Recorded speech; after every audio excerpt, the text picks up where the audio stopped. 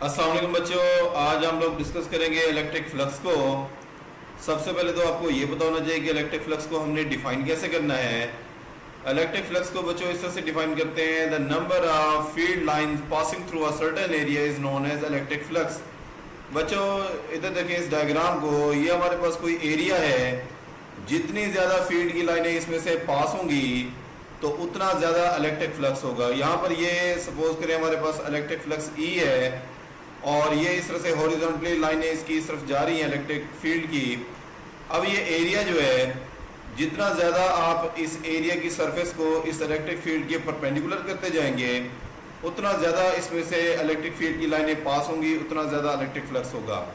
और जितना इस सरफेस को आप पैरेलल करते जाएंगे तो उतनी कम इलेक्ट्रिक फील्ड की लाइनें पास होंगी, उतना इलेक्ट्रिक फ्लक्स कम होगा। हम दूसरी तरह से इसको इस तरह से भी डिफाइन कर सकते हैं, the dot product of electric field intensity and vector area element is known as electric flux. Electric flux की एक डेफिनेशन तो ये है, दूसरी डेफिनेशन ये है कि इलेक्ट्रिक फील्ड इंटेंसिटी और एरिया का जो डॉट प्रोडक्ट होगा ये भी हमारे पास इलेक्ट्रिक फ्लक्स के इक्वल होगा। यहाँ पर ये जो E है ये इलेक्ट्रिक फील्ड इंटेंसिटी को शो करता है, A जो है वो वेक्टर एरिया है। याद रखें एरिया जो है वो बेसिकली तो स्केलर क्वांटिटी है, लेकिन यहाँ पर एरिया को वेक्टर एरिया बनाते हैं। तो एरिया को वेक्टर एरिया कैसे बनाते हैं, अगर एरिया की सरफेस के परपेंडिकुलर में अगर आप डायरेक्शन लें तो ये हमारे पास एक वेक्टर एरिया बन जाता है। यानी कि एरिया की डायरेक्शन जो है वो एरिया की सरफेस के परपेंडिकुलर यानी कि उसके नॉर्मल में ली जाती है। तो बहुत सारी क्वांटिटीज हैं जिसमें हमें वेक्टर एरिया चाहिए होता है, तो हम एरिया को इस तरह से वेक्टर बनाते हैं, लेकिन बेसिकली एरिया जो है वो स्केलर क्वांटिटी है। और ये जो डॉट प्रोडक्ट होता है ये एक्चुअली कॉस प्रोडक्ट होता है।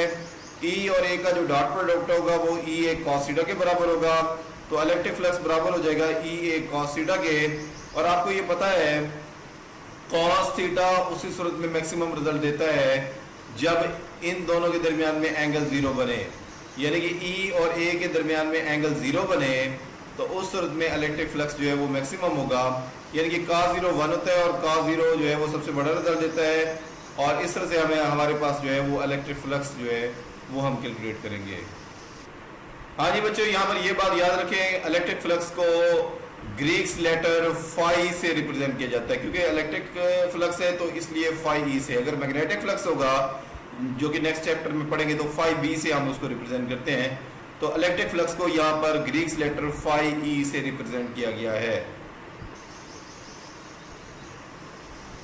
हाँ जी बच्चों, अब हम इसके डिफरेंट केसेस डिस्कस करेंगे। हमारे पास सबसे पहले नंबर पे हमारे पास केस नंबर 1 है जिसमें हमने एंगल को जीरो लिया है, यानी कि हमारे पास जीरो एंगल की सूरत में जैसे यहाँ पर है। देखिए बच्चों हमारे पास ये इलेक्ट्रिक फील्ड इंटेंसिटी है,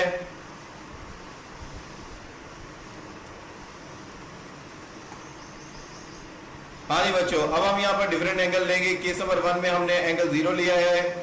ये पहली डायग्राम देखें, ये हमारे पास फर्स्ट डायग्राम है जिसमें हमारे पास क्या है, जिसमें ये है कि ये हमारे पास इलेक्ट्रिक फील्ड इंटेंसिटी E है और ये इलेक्ट्रिक फील्ड इंटेंसिटी E जो है वो इस डायरेक्शन में है, और ये जो वेक्टर ये जो एरिया है एरिया की डायरेक्शन भी उसी डायरेक्शन में है। यानी कि एरिया की डायरेक्शन और इलेक्ट्रिक फील्ड इंटेंसिटी दोनों एक दूसरे के पैरेलल है, तब दोनों के दरमियान में जो एंगल बनेगा वो जीरो बनेगा।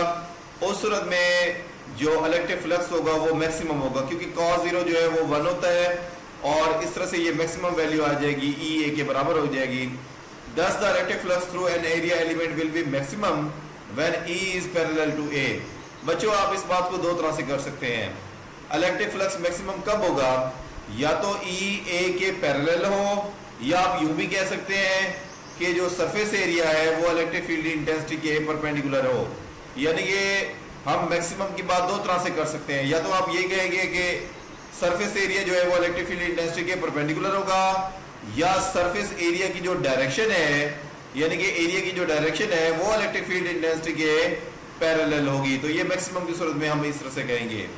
अब हम मिनिमम की सूरत में कैसे कहेंगे, केस नंबर 2 में देखें, इलेक्ट्रिक फ्लक्स मिनिमम तब होगा जब इलेक्ट्रिक फील्ड इंटेंसिटी और एरिया के दरमियान में 90 डिग्री का एंगल होगा। जब 90 डिग्री का एंगल होगा तो उस सूरत में फ्लक्स जो है वो मिनिमम हो जाएगा, जीरो हो जाएगा, क्योंकि cos 0 जो है cos 90 जो है वो जीरो होता है।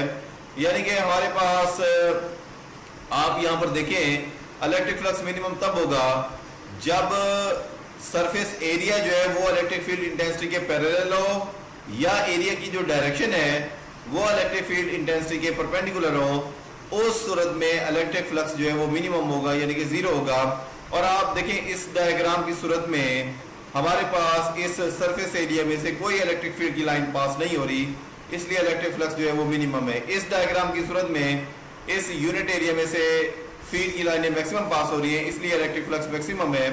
तो इसलिए यहाँ पर देखें thus the electric flux through an element will be zero when E and A are perpendicular to each other. जब E और A परपेंडिकुलर होंगे यानी कि E और A परपेंडिकुलर होंगे तो उस सूरत में फ्लक्स मिनिमम होगा। जब E और A पैरेलल होंगे तो उस सूरत में फ्लक्स मैक्सिमम होगा।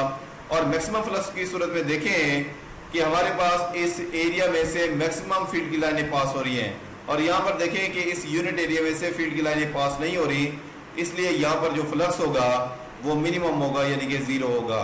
तो ये बच्चों हमारे पास इलेक्ट्रिक फ्लक्स के केसेस हैं। बहुत शुक्रिया।